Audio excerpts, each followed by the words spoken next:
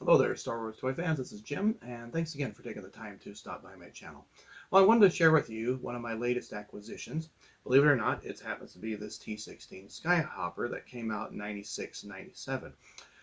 Now, when I was collecting Star Wars back in the late 90s, I really wasn't looking at the ships in their entirety. I was more interested in collecting the figures, and if there happened to be a figure that I didn't have that came with the ship, like say the speeder bikes, then I ended up collecting those. But I just really wasn't into them, especially with something like this that, yeah, it was shown in the movie as a model, but it really didn't, we didn't see it fly or anything.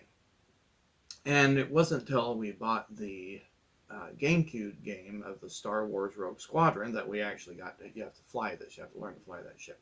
And then I became somewhat interested in it. So it was always on the back burner for me to pick up.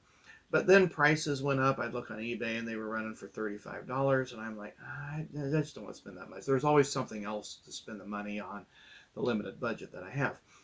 Well, my son and I were attending a toy show this last weekend, and I spied it, new in the box for $20. Well, that's the price that I remember it being at Toys R Us. In fact, that's the sticker price on this thing.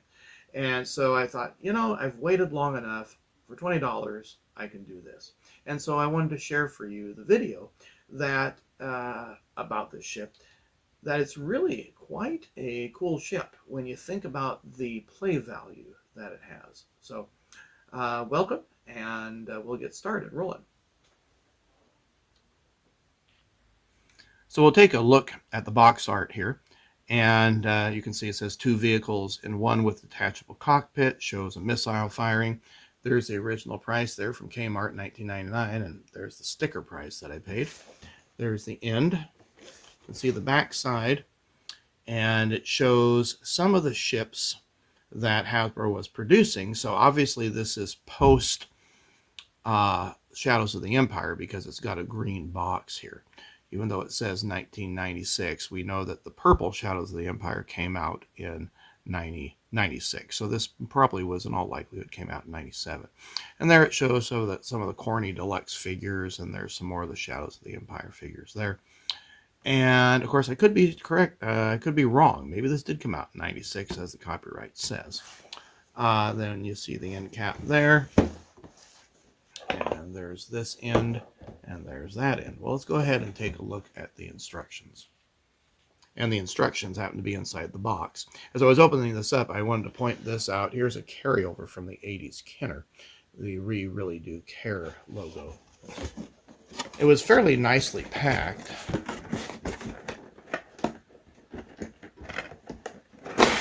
There we go. Everything was just in a loose bag. This box form really doesn't serve any purpose other than just to hold the parts.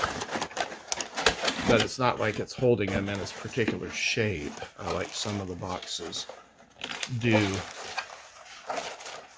I did apply the stickers, and I know some folks probably would say sacrilege, but guys, it's been over 20 years, and if the value hasn't gone up, I'm not too worried about it. So there's the stickers, there's the back side. Here's a business reply thing from Kenner. How did you like it?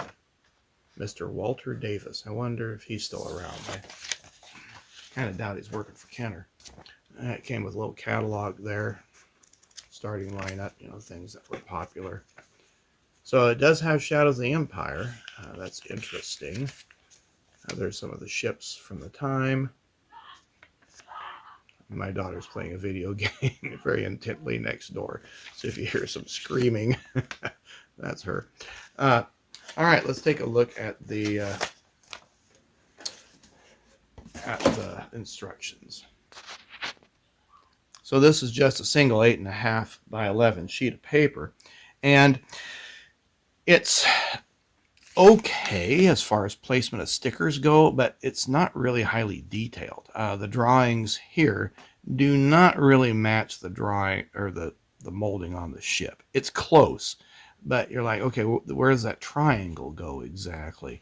There's all sorts of lines, vertical lines that go through their panel lines. So you really want to use the box as a guide. And then it shows you the assembly. There's quite a bit of assembly to put together, and It's not all that easy to construct. I mean, there's some pretty tight fits, but there's reason for that. And then down below it shows you how the missile launches and then how the 2-in-1 ship goes together, which I'll show you in just a minute. So back in the 1990s, I really wasn't big into the Kenner ships. I mean, it was one of those things that I already had an X-Wing, so I get another one. I already had a Snowspeeder, so I get another one. But during the last couple of years, I got some junker Power of the Force 2 ships and discovered how neat they were using the same existing old Kenner molds. And so this is like one of the last pieces that I have to complete in that Power of the Force 2 series. I might get the Scout Walker. It's kind of one of my least favorite ships of the whole thing, whole series. But I know some of you guys probably like it. I don't know, just kind of a dorky looking thing to me. But anyway, I'm getting sidetracked here. So this is a really cool ship and so much play value. My 7-year-old son absolutely loved it. In fact, I had a friend who was attending the second day of the toy show. He picked one up that was new in the box for my son for Christmas. So we'll both be able to battle with these things. Well, let's take a look at this. First off, on that, here's the main ship, and the wings do fold down. Similar, kind of like, they can go all the way down. Kind of reminds me of one of those old mini rigs. And they can go down at the angle like the Imperial Shuttle does. I'm going to back up the camera here just a bit so you get a better angle of that. So it's pretty good size. Here's a Luke Skywalker action figure from the era. Works pretty well. And then, of course, you have this gun feature. And it can snap on here at the back. It can also snap on underneath. Now, if you snap it on underneath, you can't land the ship. And this is really what you'd need if you're going to fire at something. And you just basically pull back this lever here, and there it shoots. And then you just take it and simply load it back in. Really easy to do. I had to tell my son, you're not shooting the cat. So you just pull that off, and then you can put it on the back. So it's too bad that they didn't think of a way that it could be permanently attached, maybe longer landing gear. That's all you have, really, is just it rests on this base here. And the wings have to fold up. So this little inner ship, this is how you get the pilot in and out. And it's quite a snap feature. So you'll see how these latch in up top. And they do the same on the wings. So you have to snap those in.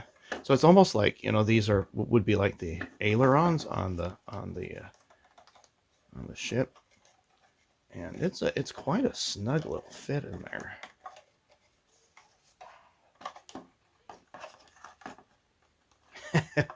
My son put this thing back together. Boy, he did a nice job. You got to pull back on that thing, and then it just slides right out. Yeah, I would say that's the most difficult thing of the whole. Just putting that thing back in. I'm thinking it would be really cool, you guys let me know in the comments, to update this thing. There's enough space down below. A guy could almost put like a vintage Kenner motor in there with the reed, and then attach some lights right up here. Get some long drill bits. It's got a couple screws, well, 4 screws down below, so a guy could dismantle this whole upper part and then just stick some LEDs. Get a little push button maybe right there, and add some electronics to it. I'm halfway tempted to try that. Well, here's this inner ship. It's got some stickers there to show some engines, and it rotates around like so you can fly it. And then you can stick Luke inside. Now, the guy really has to straddle this center part. So if you're going to stick a figure in there, you're going to want one it can move, or you can straddle that area. And so, yeah, he fits there pretty well. You can move the arms up like he's flying. And now you have your own little independent ship. And then if we want to put him back into the ship. Oh, I almost forgot something. Yeah, I guess you can attach the gun back here. And I don't know how he's going to shoot, but you could maybe shoot like so. Yeah, there we go. So you have to shoot backwards. That'd be interesting. So anyway, just put that back in. Now, you'll notice there's a little slot right there for the vertical stabilizer to slide through and lower Luke's head. And there we go. And then all we have to do is just reattach ailerons, and there he is inside. And we attach the gun, and now he can go shoot stuff. Again, it's really a neat ship, you know, for $20.